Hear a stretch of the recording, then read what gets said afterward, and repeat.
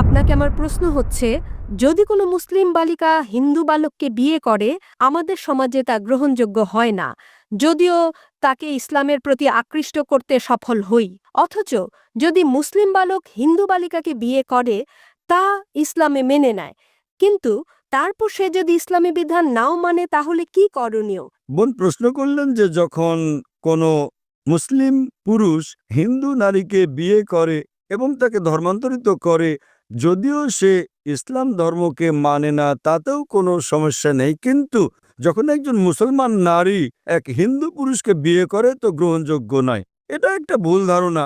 সঠিক হচ্ছে আমাদের দেখা উচিত যে কোরআনে কি লেখা আছে। কোরআনে আছে সূরা বাকারা সূরা নম্বর 2 আয়াত নম্বর 221 যে হে ইমানদারগণ, হে মুসলমানগণ, কোনো মুশরিক নারীকে বিয়ে করো না যতক্ষণ সে ঈমান না আনে।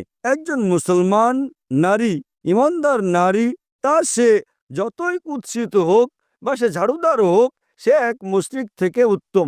যদি আপনার কোনো মুশরিক অথবা ঈমানদারের সাথে বিয়ের কথা হয় তো কোরআনে লেখা আছে যে ঈমানদারকে করো, মুসলিম নারীকে করো। যদি মুশরিক হয় তবে যতক্ষণ সে ঈমান না আনে তাকে বিয়ে করাটা হচ্ছে হারাম। কেননা একজন ঈমানদার নারী হোক সে ঝাড়ুদার, যতই কুৎসিত হোক, কিন্তু যদি কেউ মুশরিক হয় বা সেরা সুন্দরী হয় এই পৃথিবীতে, অথবা সবচেয়ে ধনী, একজন মুমিন যার কাছে ঈমান আছে, সে ওই মুশরিক থেকে উত্তম।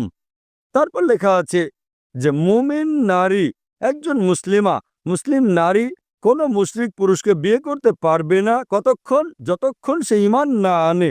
একজন মুমিন পুরুষ, তা সে ঝাড়ুদার হোক, কুৎসিত হোক, কিন্তু একজন মুশরিক পুরুষ থেকে উত্তম। ইসলাম ধর্মে কোনো মুসলিম নারী বা পুরুষ কোনো মুশরিককে, কোনো অমুসলিমকে বিয়ে করতে পারবে না যতক্ষণ সে ঈমান না আনে। তো দুটো ক্ষেত্রেই একই ব্যাপার। কোনো মুসলিম ছেলে অথবা মেয়ে যখন তারা বিয়ে করবে, বিপরীত সাথীর অবশ্যই মুসলিম হতে হবে। তার কারণ এই যে, উদাহরণস্বরূপ যখন গাড়ি চলে, যদি গাড়ির একটা চাকা সাইকেলের হয় আর অন্য চাকাটা ট্রাকের হয় তো চলবেই না।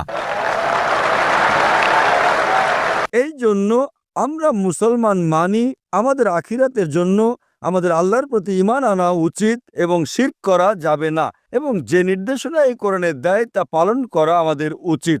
যদি আমার জীবন সাথী, যদি আমার অর্ধাঙ্গিনী, অর্ধাঙ্গিনী বলতে বেটার হাফ, যদি আমার বেটার হাফ জাহান্নামে যায় তো কেমন স্বামী? যদি আমার স্ত্রীকে আমি ভালোবাসি তো আমি পছন্দ করব তাকে জান্নাতে যেতে। আমরা যখন বলি বাংলায় অর্ধাঙ্গিনী, বেটার হাফ ইংরেজিতে বিবি, আমরা এটাই চাইবো যে যাকে আমি ভালোবাসি সেও জান্নাতে যাবে। তো এই জন্য আগে আমাদের এটা দেখতে হবে যে যাকে আমি বিয়ে করব, তা সে ছেলে বা মেয়ে হোক, পুরুষ বা নারী হোক, আগে এটা আমাদের জানা উচিত যে তার বিধান এই দুনিয়াতে বাস করতে এই শেষ কিতাব কোরআন মাজিদের অনুসারী কিনা। তারপরে আপনি তাকে বিয়ে করতে পারেন এবং আখিরাতে সফলকাম হতে পারেন। আশা করি উত্তরটা পেয়েছেন।